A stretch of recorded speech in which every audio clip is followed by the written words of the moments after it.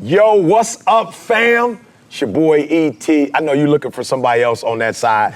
I'm with Drew today, okay? So we got something cooking for y'all. And I just really wanted this to be a conversation. And the reason I personally wanted to do it, I wanted to do it, because Drew operated at a very high level, you know what I'm saying, when he was doing what he was doing in terms of basketball. Then he coaches at a very high level. Now he's writing at a very high level. And I'm just a person who, I've had that experience where you get real good at one thing or get great at one thing, and then you're allowed to do other great things, right? And so I wanted to have the opportunity to really sit down with him, especially for my audience. I know he's gonna send this to his audience, but I'm very particular about who I put in front of my audience. Like, y'all can go through my stuff. You don't really see people outside of our community who we interview. But I had to do Drew because he operates at a high level. Y'all know CJ. Like, CJ know all about him. When I first met him, C was the one that, C is like, he knows sports up and down. He was like, Hall of Fame. Do you not know? And I'm like, well, I know. As Biggie say, if you don't know, now you know. And so I know exactly who he is now. And then as a human, we all have our preferences, but this the type of people I like to rock with, right? So I wanted to interview him today. He has his book out. All right, so I'm just gonna have to say, because y'all know who I am. I know you don't cuss, so I'll say it. I just say, stop BSing yourself, right? And, so Drew, let's start here though. You could have named this book anything, and this is the name you gave it. Why? What's the premise behind it? What's the crazy thing? And this stems back to all the things that you do that I've always respected about you from afar, and then now when I got to know you. But I've always respected that you want to help people win. Yeah. And for me, I want to help people win. Yeah. And my editor, my publishing company, everybody said, do not use a cuss word. Yeah. Because you're not going to be able to get on certain platforms. Yeah. You're not going to be able to sell to certain audiences. Yeah.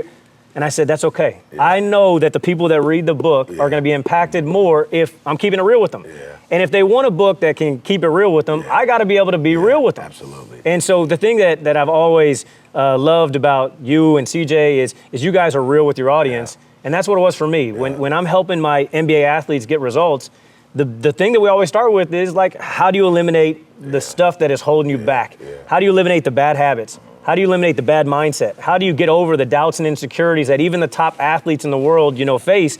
And there wasn't a better word. And I always use it with my clients. Like, the first thing they'll say is, I'm like, yo, you're BSing yourself. Yeah. That's what it is. You know what I mean? There's the excuses are piling up. The bad habits are piling up. And no matter how justifiable they are, if you can get past those, that's when you take off. And so that's why I named it the book. I promise you, there was 20 other things that were whiteboarded. And I said, these don't hit. Yeah. I want people to have a gut punch. They need that reality check that finally wakes them up to take action. Yeah, now I want to say this to you guys, because I want to make sure I help to make the connections, because sometimes, when you're hearing somebody on this level, it comes off so smooth, it's effortless that you could miss some of the complexity of it. He said that of all the phrases in the world, he was willing to sacrifice his own credibility, how people would think about him. He was willing to let the publishers know, yo, if these doors close on me, I love the reader so much, which is you. I love the reader so much that I'm willing to sacrifice going on certain shows, having certain opportunities, doors open for me, maybe not even getting as many sales as I would get. But he decided not to focus on Drew, but you. I like that. I like that. Not Drew, but you. So you gotta go get it, because there are not many people who are writing for you. I'm just being real. As a speaker, I hear CEOs go, what you did that was crazy was you made it about us and not you. And most speakers, they make it about, so the fact that your book, you're making the sacrifice and saying, so you got to get the book. Now, I want to ask you this before we get into the book. 2 questions first. Why now? You've operated at a high level. Some of the NBA players you list in this book, you didn't start working with them last year, right? You've been working with them for a while. What made you go, I got to stop working with my clients who I'm trying to help win a championship, and I'm benefited from it economically and I'm about to stop and do something for whatever audience is going to be your new audience and the people who follow you in the podcast. Why now? I told a story in the book that's super cool, but it became personal when I used the exact same system and strategy that I use with my NBA guys to get results on the court with my dad. So we go to a Super Bowl, and I take him to Super Bowl. He was super excited. We're from St. Louis. We lost our team. Yes. And every Sunday it used to be my dad, my grandpa, and I. We used to go to the games. Wow. And I lost my grandpa due to bad health, bad habits, bad remedies. He was such a hard worker, guy that woke up every morning, was, at work at 8 a.m., didn't come home until 8 p.m., working 12-hour days. He was a butcher, so he's constantly cutting. Well, then his hands started getting the shakes, and so the only way he could put himself to sleep was, I got to take some hard alcohol. That led to a liver failure. So sure enough, we experienced that pain, of not living with my grandpa. And my dad goes to the Super Bowl with me, and sure enough, they give us these big Letterman jackets. And so my dad puts it on 2XL, and he couldn't even zip it up. Wow. And I said, Pops, your birthday's in a couple months. Let's make the goal to zip that jacket up. That's good. Now, I thought that was good. He didn't care, though. He's like, I'm happily married. I have great kids. I love my life. And he's like, Drew, to be honest with you, like, I'm a butcher. I'd rather have beer and barbecue than have water and salad. So I was like, man, like this doesn't make sense. So I'm reading this article on the plane on the ride home from the Super Bowl. And it basically says there's not a direct correlation, but if you're just judging on life expectancy and your weight, for every 5 pounds you're overweight, you lose about 9 months of your life, on average. Now, it's not directly correlated. Yeah, but I'm like, my pops is like 100 pounds overweight. I'm doing the math going, we're losing a decade of his life, So we get in that driveway, and I say, hey, we got to talk. I said, I know you don't care if you have a six-pack anymore, but you know how every single, birthday that your dad has, you have to go celebrate with his gravestone? You know how your mom, my grandma, has to wake up every morning and miss her soulmate? You know that pain that you guys live with? You know how you don't give your dad a hug anymore or have a conversation when you need one? We're going to go through that same pain if you don't change. That's good. And so when he finally realized that, my dad's the most manly man, football loving, barbecue loving, beer drinking, shed a tear. But know what the most important thing? The next day he started walking for the first time ever. Yeah, praise God. And so my dad lost 90 pounds in that calendar year. And everybody's like, what'd you do? And he's like, listen to my son. And it was little things. Like every day I made him give me a selfie of him working out. Accountability. We broke down his plan so it wasn't just like lose weight. It was like, okay, how do you actually lose weight? Everybody wants to lose weight. You got to eat better and work more, but like let's bring it down into actionable steps. And I was like, man, this is exactly what I do with my clients. Like this can benefit so many more people. So it was personal. Yeah. And literally I saw my dad's life change. And it's just fun. Like now my mom read the book, and the other day she texted me, Drew, it's snowing out.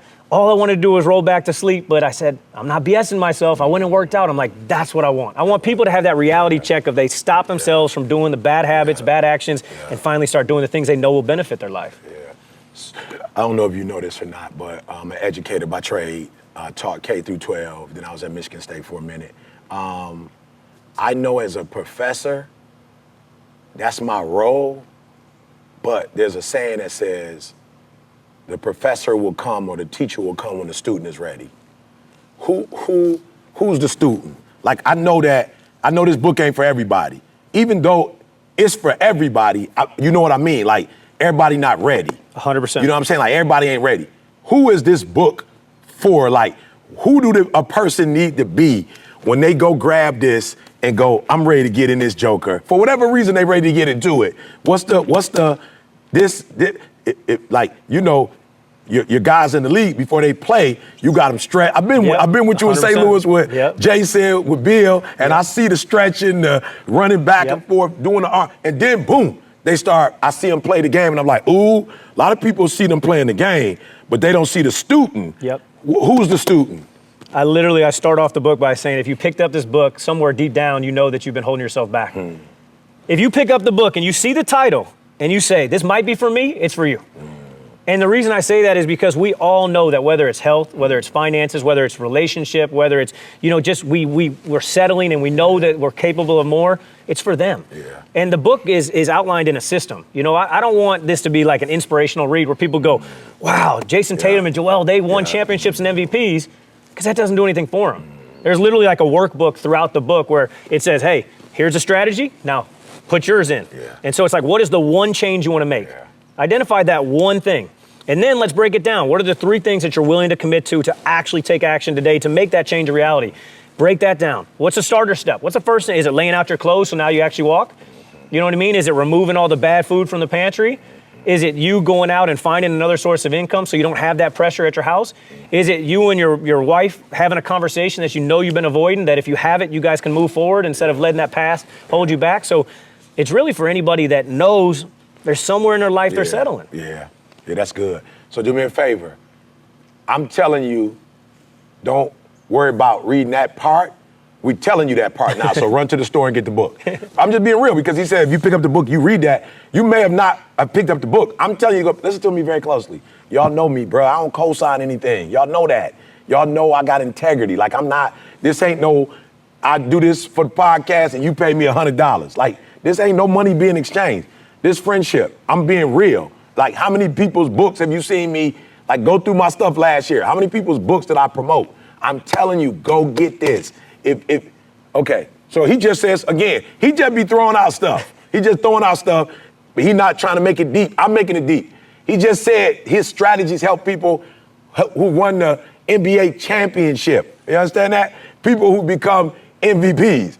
I don't know what your championship is, but if you haven't won it, you need to read the book.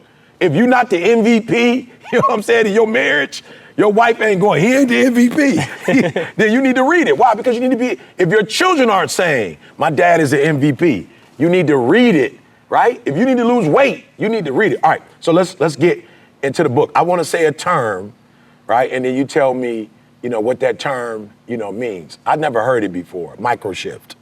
Microshift. I've never, so you know what I'm saying? Yeah, talk to, like, so in you the first person that introduced that to me. So in basketball world, everybody always talks about the skills. Yeah. And everybody just like, oh, what skills do you teach? But I'm like, it's not about the skills. It's about the little details, the micro skills. Yeah. And so when you're making shifts, changes in your life, most big. people have these big, audacious goals without little action steps. And so basically the micro shifts are let's make little changes that you'll do even when you're not feeling great. Even when you don't want to do those things, even on the days you wake up and say, not today, no, we can follow through with that. So I always say that instead of picking what you're going to do on your best days, what are you going to follow through on your worst days? Yeah. And I really do think that, for me, I've never tasted alcohol. I'm 35 years old. Yeah, everyone thinks that's crazy. You know what I mean? I know.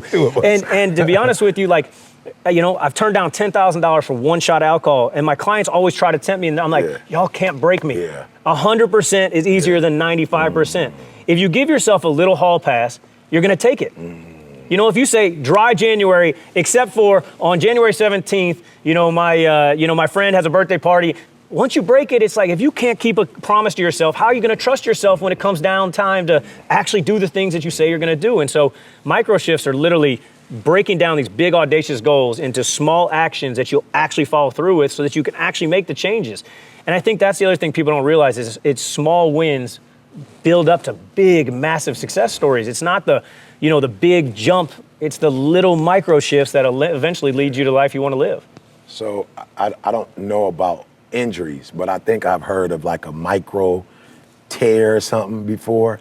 How serious? Because a lot of people are like, oh, micro, that ain't that. If you get a micro tear, like how would that make you sit down? Would that take you out the game? Like, let's talk about that. I mean, that's a great example. So if you have, let's say, like a microfracture or you have a micro tear, what happens is they keep you out because they know those micro tears eventually are going to build up to serious injuries that are going to sideline you for years. And I really do think that that's like most people in their lives. Sometimes I always say a small gap between where you are and where you want to be is actually more dangerous than a big gap. If you hit rock bottom, you got to change. Man, ain't nowhere to go. My back's against the wall. Only way I can go is forward. You know what I mean? I'm on the ground. I only can go up. But it's when you got a 20-pound weight gap where you look in the mirror, you don't like it. You know that your health problems are coming, and you just allow it to happen. Financially, you're living paycheck to paycheck, but you're not like scrapping. So you're like, I'm cool.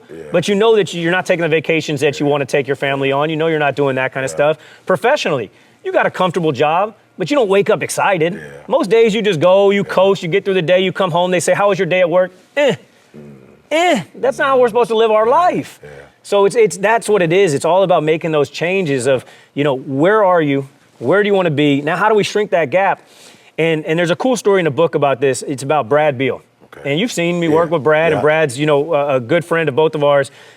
So Brad got to the point where there was a season where he had 25 points a game.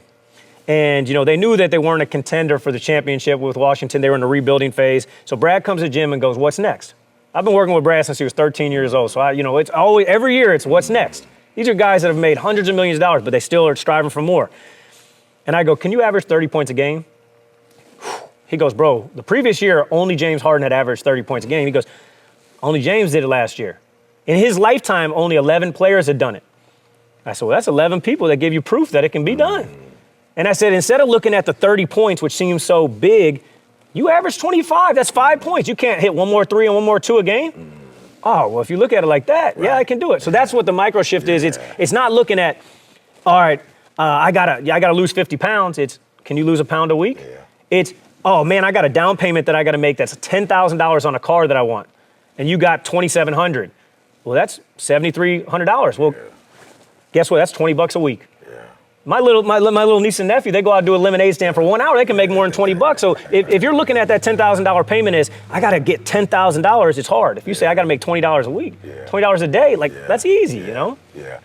You know, I just wanted this personal, because I just had I don't know, maybe 6 months ago, a micro shift. And, you know, I was like, I'm at that age now where I need to do the yearly, checkup yearly. You know what I'm saying? I just want to say it again in case y'all missed it. You know what I'm saying? I need to do the annual checkup annually. Because it's an annual checkup, but it don't mean I haven't always done it. When I was younger, I'm like, yo, I feel good. I don't need to. So now it's like, no, you need to go in because you need to look at the data. Like, this ain't about how you feel no more. Yep. You're at that age where, I already did the test where I had to, I feel you. You know what I'm saying? With me and my man that he tell me to, and so I went in, I went and did the sleep test, and they were like, nah, you don't have sleep apnea, but you got pre. Like, you ain't there, but in another 3 to 4 years, whatever you doing, you probably gonna be there. Went diabetes. It was like, you had you in the 6.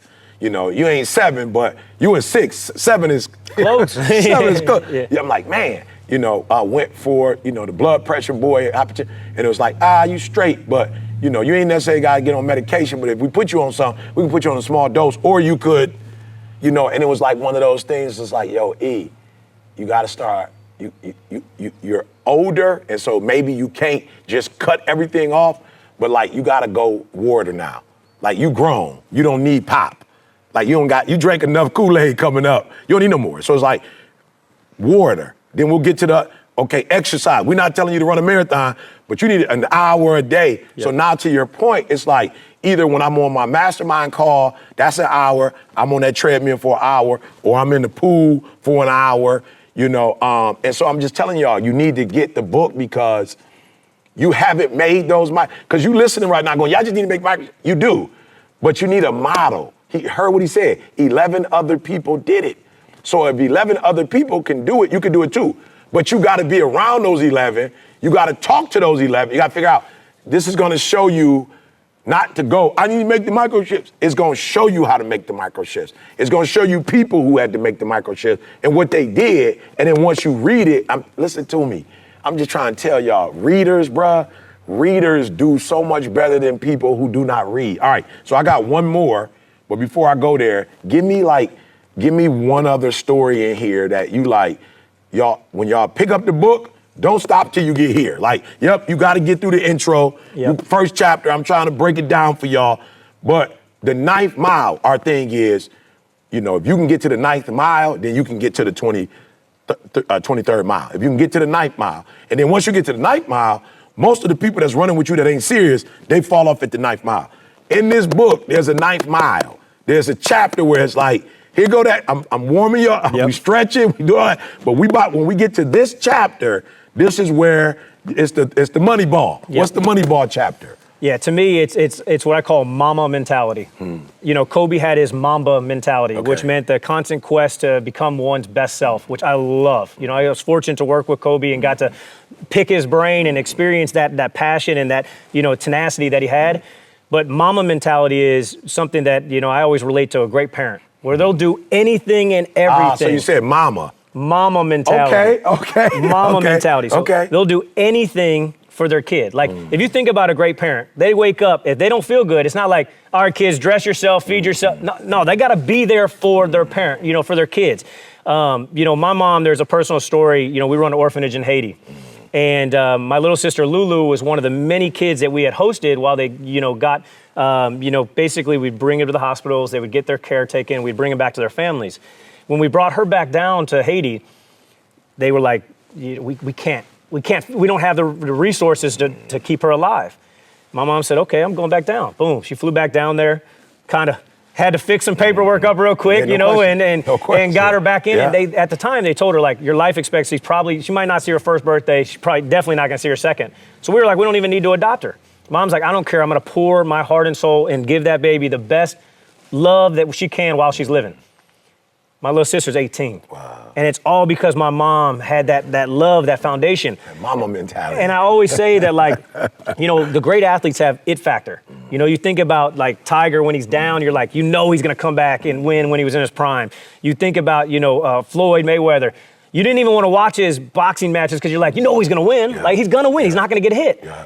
And when I think about great parents, I always say the best parents have this mama mentality or papa mentality or grandpapa mentality. It's whoever's whoever. that but generally bigger, it's mama. But mama mentality, yeah. But I always say that, like, they're always there for the people that love them, need them. And I'm like, now you go be that person for you. Yeah.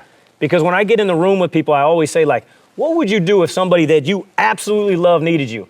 The first thing I say is anything. Yeah. Would you empty your bank account? Yeah. Would you, do this? Yes. Would you do that? Yes. You need you. You need to have those conversations with yourself. You need to stop BSing yourself. You need to be a better version of yourself so you can be a better version for everybody else. So that chapter to me hit so hard. It tells a story about one gentleman, a dad, that literally could not give a liver to his daughter to save her life because he was overweight. They said, we know you want to give, that to your daughter, but we can't put you on the operating table. You're not healthy enough. He said, how long do I have? How long does she have? He said, probably less than a year. He said, don't worry. 100 pounds, like this. Wow. Now, for whatever reason, he couldn't connect with something deep enough to drive action.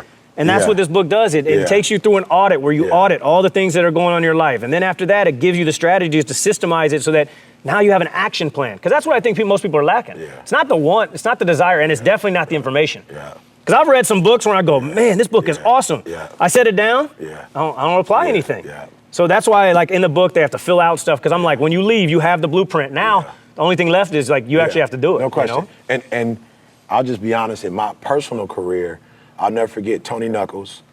He was the first person that introduced me to the corporate lingo, and I was like, yo, I'd love to do corporate, especially at six figures. Like, who wouldn't want to, you know what I'm saying, do that? I'll never forget the first conversation we had. And please, y'all, micro shifts.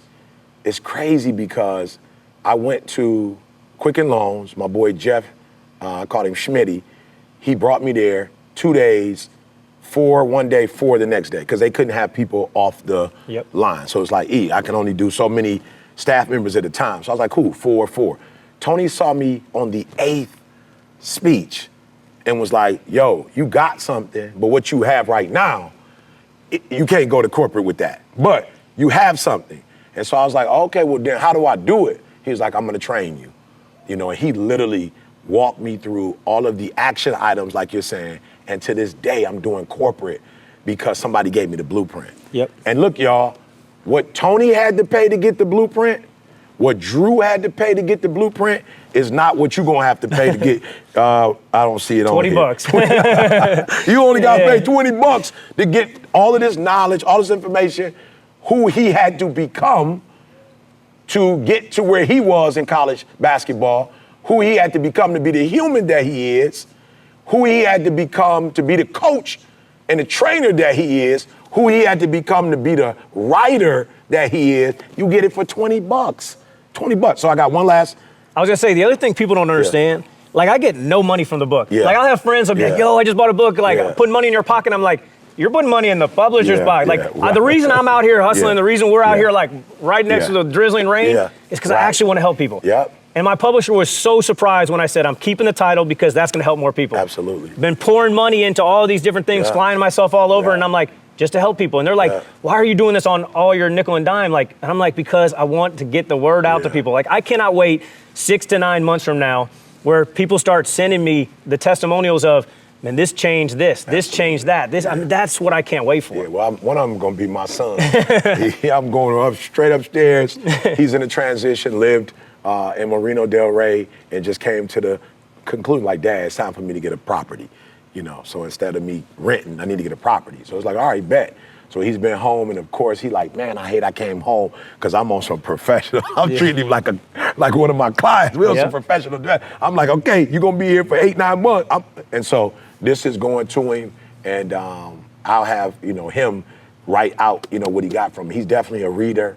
Do me one last favor before we get out of here. I just want you to look at that person who is about to pick up the book and kind of give them what they can expect once they apply, once they put down. I got to tell you this, what he said, again, it's so simple, you may not catch it, especially if you are on the side where you're not where you're supposed to be, because I'm going to read it because I want to stay where I am. Yep. So I'm not that dude that believes just because you was dope in 2024, that in 2025, basketball, just because you won a championship last year, 100%. Don't think you're going to come back and win the championship the next year. Like, it don't work like that. Now, I'm not saying you can't win, but they coming for you. So if you could just speak, to that group and just say, hey, when you learn to take action, because that's the difference between the old E and this E, taking action, what would you say to them that don't look like? That's why you need to get the book. Once you put it down and you apply, this is what's going to happen for your life. I'm going to start off with something that's crazy, but Jason Tatum was one of the guys that wrote the forward, and the last line I thought was so good. He said, because he just won a championship, and he said, winning a championship was one of the best experiences in my life, but the real motivation comes from knowing that I can do it again, because when the great ones get to the top of the mountain, they keep climbing. And to me, that's what this book is all about. It's, if you're doing okay, you can be doing better. If you're doing great, there's still other levels. And that might not be, there's a lot of people that I work with that are 100 millionaires, even some billionaires that are entrepreneurs, and they come to me and they're like, I need a coach. I said, you don't need me as a business coach like you think you're hiring me. I said, why are you coming to me? And it's like that gut punch where they figure out what they really need in life. There's a story in the book that talks about when I'm younger, I didn't realize it. I started working with NBA guys. I used to, I get one ticket to an NBA game. I'm from St. Louis. I got one ticket to a game, and that was my birthday present. The flight to the game was my Christmas present. Now, I go, I'm around NBA all the time, and I'm like, wow, this is amazing. So I'm in college, and we get out of a Ferrari. We go up into a penthouse, and as we're walking in, this NBA All-Star goes, man, life isn't fair. I'm over here going, man, I am sacrificing my entire life to do exactly what you're doing right now. Yeah. He said, bro, I give all this away to have internal peace. And so when you said, what is the book gonna do? It's gonna allow people to finally find inner peace where they can feel like their finances, their health, their relationships, their parenting, their business, their basketball or whatever athletic career, they're finally I'm at peace with where I'm at. Because I think that people think we're great at compartmentalizing things, and they don't realize if you have one thing that's bothering you, it's on your mind, it's the invisible string that is holding you back from living the life that you want. And I really that's the goal of the book, is I want people to experience that inner peace. I really do. My grandma worked with Mother Teresa, and I saw my grandma literally give away everything. You know what I mean? Everything. She used to leave her basement unlocked for homeless people. Seriously, she had 10 beds. Wow. And we were all like, Grandma, that's not safe. And she's like, God looks over this house. God's got me. I don't need a lock. God's got me. And I always, when I was younger, I never understood that. And she used to say a line that I talk about in here, but it's the most powerful line ever for me. And she said, Drew, just know you'll never have everything you want, but you'll always have more than you need. And when you can get to that level of peace, where you're not waking up with stresses and struggles, and you're really waking up with a smile on your face because you're doing exactly what you're meant to do, you're exactly who you're supposed to be, that's what I want people to strive for. Yeah. All right. If you're not there yet, I'm not interested in where you want to be. If you're not there yet, right? I want you to imagine reading this book. I want you to imagine going through each chapter. I want you to imagine yourself going through each chapter and doing exactly what it tells you to do, right? And I want you to imagine as you're reading the book, you're seeing all your wives, your spouse, your kids, like looking up to you. I want you to imagine, like you read the book, you going through it. They're watching you read the book. You taking notes, you changing, you transforming. And at the end of this book, and at the end of whenever you apply all this stuff, you are at the top of your mountain, right? And you're looking over it. I promise y'all, man, when I moved here to California, I wanted a house on the hill. And I wanted a house on the hill because my wife's favorite scripture is, I will look to the hills from which cometh my help coming from the Lord. I was like, yo, I want to be on that hill where he is. And look, baby. I want to be on that hill. And I promise y'all, to his point, it never gets old. When I walk out and I see the hill, it's like, man, it was hard, it was tough getting here. But it was already hard and already tough anyway. Yeah. So I might as well get a reward for it. So I'm telling you, you read this, whatever you spend, you're gonna get a reward for it. So it's your boy E.T. I've already made a commitment to getting 100 books for the kids at a high school that I'm at in Texas. They will get the book, they will read the book. And so I'm telling you to make a commitment. This one is mine, but I got 100 for them. And I just want you to go out, stop what you're doing right now, especially for those of you like me, you're an addict, right? A procrastination addict. And you like, I'm gonna go get it, but you're not. Like, stop, right now, stop. Go to Amazon, get in your car, go to the store, like, for real, stop. You'll thank me for it later, stop. And get it right this second. And then when it comes in the mail, stop what you're doing, put it in your schedule. I don't care if you're on the plane, you at work, okay, not at work, but during your break, right? Whatever. Stop, get off the internet for a minute, read, but finish this thing. It's your boy E.T., man. Small steps, great distances. Now you know. Let's go.